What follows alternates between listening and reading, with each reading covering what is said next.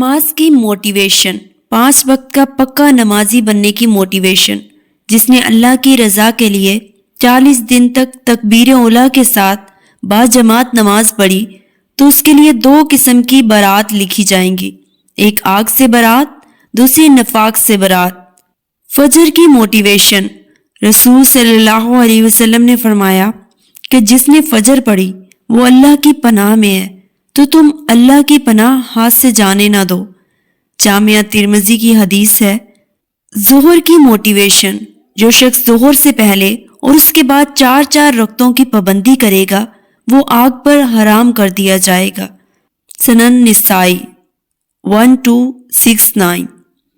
عصر کی موٹیویشن، جس کی نماز عصر چھوٹ گئی گویا اس کا گھر اور مال سب لٹ گیا۔ صحیح بخاری کی حدیث ہے یہ۔ جس نے عصر کی نماز چھوڑ دی اس کا نیک عمل ضائع ہو گیا، یہ بھی صحیح بخاری کی حدیث ہے۔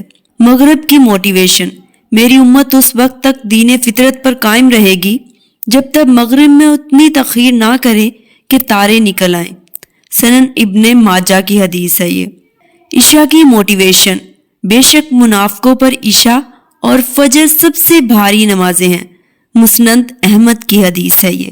میری دعا ہے کہ اللہ تعالی ہمیں اور تمام مسلمانوں کو پکا نمازی بنائے، آمین۔